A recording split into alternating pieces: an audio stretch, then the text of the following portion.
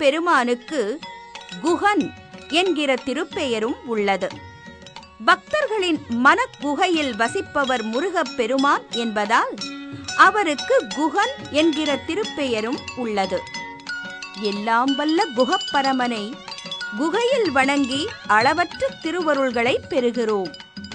மூலஸ்தானத்திற்கு மேற்புறத்தில் இருந்து சூரிய ஒளி வரும் காட்சியை காண்கிறோம். சிவபெருமான் தனது திருமடியில் முருகப்பெருமானை அமர்த்தி இருக்கின்ற திருக்காட்சியை காட்டும் சிற்பக்கலை வடிவம் உள்ளது. இந்த பத்துமலையில் இன்னும் பல தெய்வங்களும் எழுந்தருளி இருக்கிறார்கள். அந்த தெய்வங்களின் ஆலயங்களுக்கும் செல்கிறோம். ஆம், மீனாட்சி சுந்தரேஸ்வரர் கோவிலுக்கு செல்கிறோம். கருணை தெய்வமே கணபதியே போற்றி என்றுரைத்து விநாயகப் பெருமானை வணங்குகிறோம். மூலவரான சுந்தரேச பெருமானை வணங்கும் நந்தியம் பெருமானை வணங்குகிறோம். இந்த நந்தியம் பெருமான் பெரிய திருமேனியர் ஆவார்.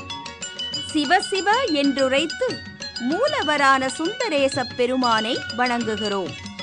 கோஷ்ட மூர்த்திகளான தெய்வங்களை வணங்குகிறோம்.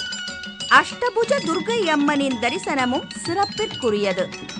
சண்டிகேஸ்வரரும் எழுந்தருளி இருக்கிறார்.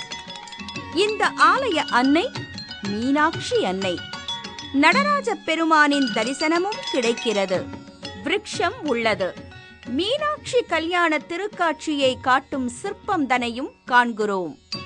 சனீஸ்வரர் எழுந்தருளி இருக்கிறார். நவக்கிரகங்கள் சந்நிதியும் உள்ளது. இன்னொரு கோவில் பெருமாள் கோவில்.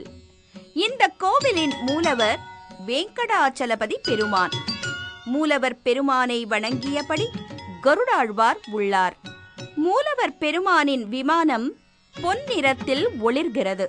ஸ்ரீதேவி பூதேவி சமேதராக திருக்காட்சி தருகின்ற உற்சவர் பெருமானையும் வணங்குகிறோம். திருமாலின் திருவருள்களை பெற்ற பின்னர் பக்த ஆஞ்சநேயர் கோவிலுக்கு செல்கிறோம். கோவிலுக்கு முன்னே மிகப்பெரிய சுதைச்சிற்பம் உள்ளது. ஆஞ்சநேயர் தனது மார்பை பிளந்து காட்டுகிறார். அதற்குள் ராமரும் சீதையும் இருக்கிறார்கள். ராமர் சீதையை தனது இதயத்தில் கொண்ட பக்த ஆஞ்சநேயர் நம் இதயங்களில் என்றென்றும் இருக்க வேண்டும் என்கின்ற நன்னோக்கில் ராம ராம ராம ராம என்றுரைத்து ஆலயத்திற்குள் நுழைகிறோம்.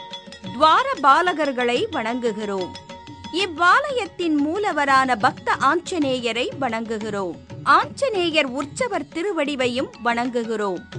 மலேசியாவின் பத்து மலையை நாடி மன நிறைவு பெற்றோம். இத்தலத்திற்கு வந்து மலை மீதுள்ள கோவில்களை தரிசிப்பது ஒருவித சுகம் என்றால், இந்த மலை மீதிருந்து கோலாலம்பூர் நகரை காண்பது இன்னொரு சுகம் ஆகும். உலகம் முழுவதிலும் இருந்து வருகின்ற சுற்றுலா பயணிகளை ஈர்க்கிறது இந்த பத்துமலை. எத்தனை லட்சம் பக்தர்கள் வந்தாலும் அவர்கள் அனைவருக்கும் அன்புடன் இடம் கொடுக்கிறது